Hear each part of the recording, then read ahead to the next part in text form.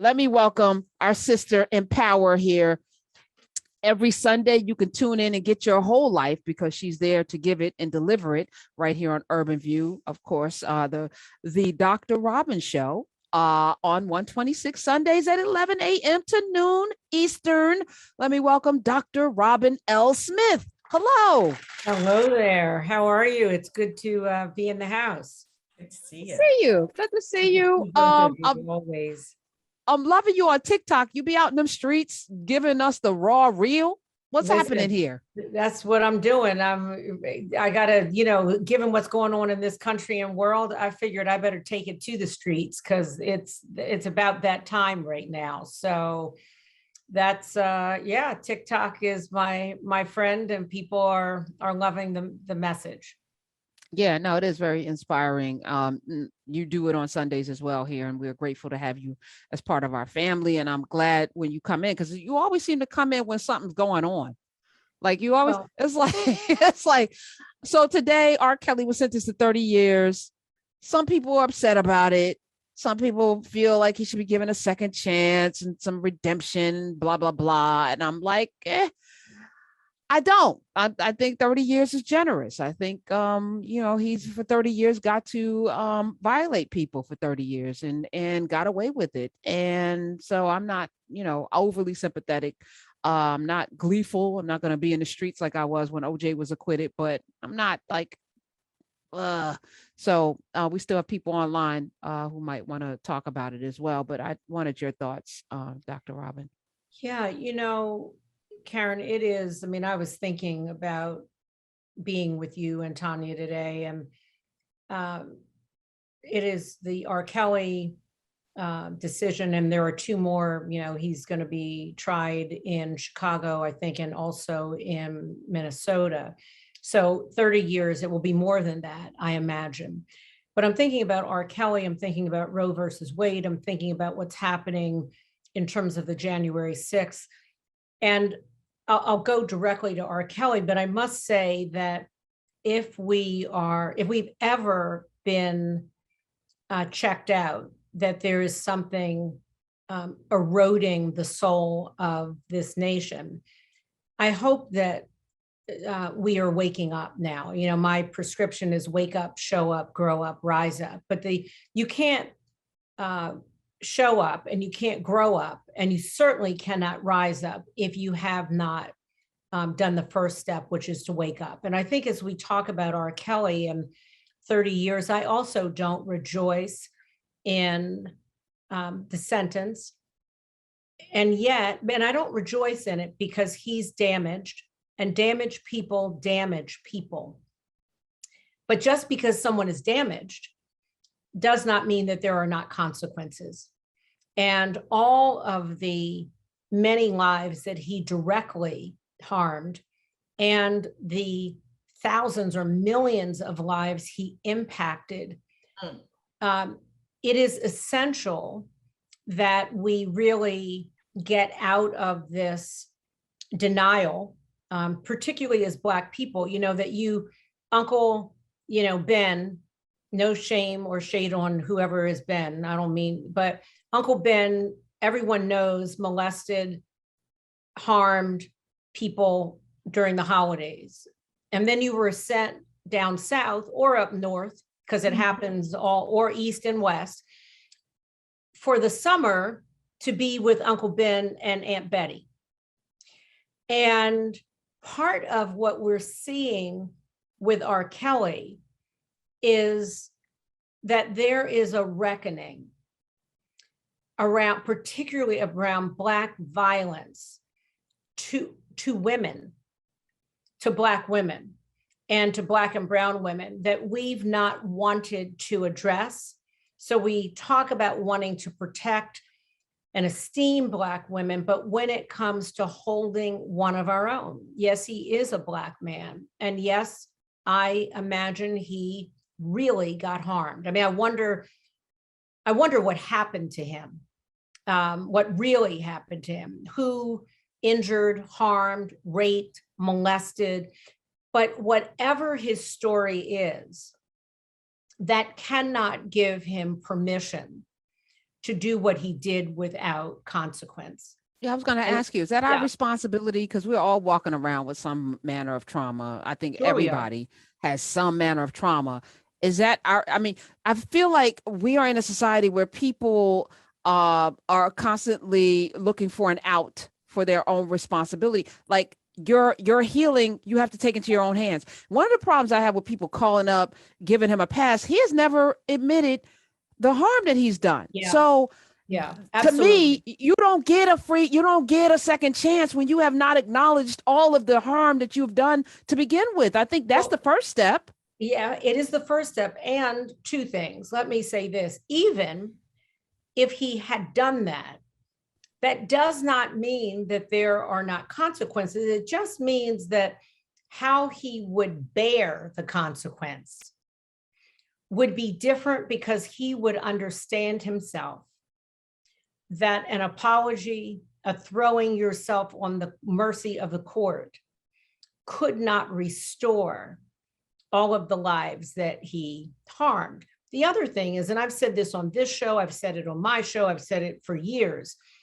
It's like in the Catholic Church where people, there's a priest and you can go to confession.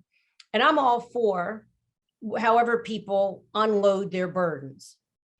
What I do not support is that if you unload your burden with the priest, and it is not the priest that you molested or you harmed or you beat or you battered, then hopefully the role of that confession is to give you practice and courage to go to the person you did harm and injure and face them. And so I do feel that there is a part of that we want to grandfather people into grace and grandfather them into grace without the work. Faith without works is dead. So works may not be good enough to earn grace, but you certainly have to do your part in restoring damage when you've hurt people. And that's what we don't see often. But I see this with parents. I mean, parents are saying, my children, I just had a conversation a few days ago with someone in my own family who was kind of ragging on somebody else in my family. And I just was quiet, which I often am. And I looked at this person and I said, help me understand how these children could be different when none of the adults in their lives are giving them an example of something else. And so I think we are quick to hold the wrong people accountable. People have blamed women for being gold diggers, and I'm not saying that we as women don't have to think about what it is that has caught our eye and what carrot it is that we're gnawing on. There's no question that we as women need to look at that, how we've been socialized to sell ourselves to the highest or even a moderate bidder. But that having been said, that does not change that the perpetrator is responsible, full stop, period. Thank you. Dr. Robin is here. Tonya Pinkins is here as well. 866-801-8255. I'm going to take a couple of calls. I also want to ask you a question. Somebody mentioned Brian Stevenson, and I didn't know that he was a bachelor, like forever. Like he has no plans on getting married until the caller said this, and then Tonya wants to marry him too. Everybody wants to. I was sending folks looking for me, set me up. Yeah, the man don't want to get married. What's the problem? Why do people want things, Dr. Robin, that other people don't want? It's like somehow you're even more attractive when you're like, I don't ever want to do this. And then it's like people are like, let me see if I could be the one. Well, let's talk about that. We'll talk about it. Let's go to Pamela in Los Angeles. Everyone, thank you so much for taking my call. So much has happened, and I just want to add a comment besides the R. Kelly thing. I want to throw out to you guys that there's a wonderful organization in Los Angeles that Derek Hodge made me think about called ICOLA, and it is the Inner City let me see the exact name of it. It's the Inner City Black Youth Choir. Orchestra, Inner City Youth Orchestra of Los Angeles. And they are absolutely amazing, amazing, amazing.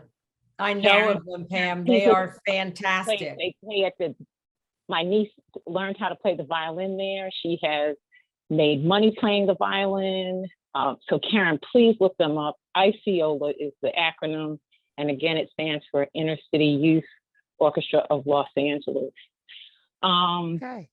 Dr. Robin co-signed. She co-signed that. They're fantastic. I know of them, Pam. They're a powerful group of young folks. I love it. Go ahead. I'm sorry. Please sing.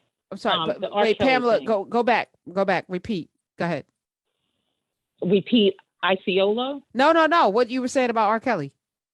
So R. Kelly. The whole thing pains me, but Karen and Dr. Robin, I am so on the same page with you. The first thing I want to say is that plenty of people are harmed and they do not continue to cause harm. Plenty of men have grown up in homes where they've watched people get battered and they don't go on to batter. So some of this, I think at some level is I get to be a certain age. I'm a grown up longer than I'm a kid and I have to do my work. I think there's no question that he's guilty. And if he's guilty, a punishment must be meted out. And whether or not 30 years is the right number, I don't know, but he does need to be punished and he does need to live with the consequence of that. Children, particularly Black girl children, have been throwaway children even in our community. I think it is a dirty secret we don't want to talk about. And if we want to repair our community, we have to protect all of our children. And girls matter, women matter. They matter because they bear boys. They help to train up boys, just like men do. And I think that our girls deserve justice. And to continue to sort of brush it under the rug because the person is talented. And, maybe he had a misstep. And, it doesn't matter that, 15, 20 kids have been harmed by them. He's talented. Can't we just overlook this? Can't we just give him a pass? No, because the harm is the harm. The instrument of destruction doesn't care if you're talented. Yep. Couldn't agree more, Pamela. Thank you. Karen, I just want to say this about what Pamela just said. The other piece of this is, yes, girls and women are harmed, but so are Black boys and boys in general who are watching this behavior. And so it is important that our boys also understand that their bodies are as sacred as the bodies of girls. And we don't teach our Black boys to protect their bodies, that their bodies are important and life-giving, and the seed is in them, the womb and the girl and the woman, and the seed and the man. And so I just feel like we've turned men in general and Black boys and men into these machines, and often, sexual machines that cover up and hide a lot of insecurities. So I just want us to recognize that we're not just saving girls, but we need to send a message to our boys that you are more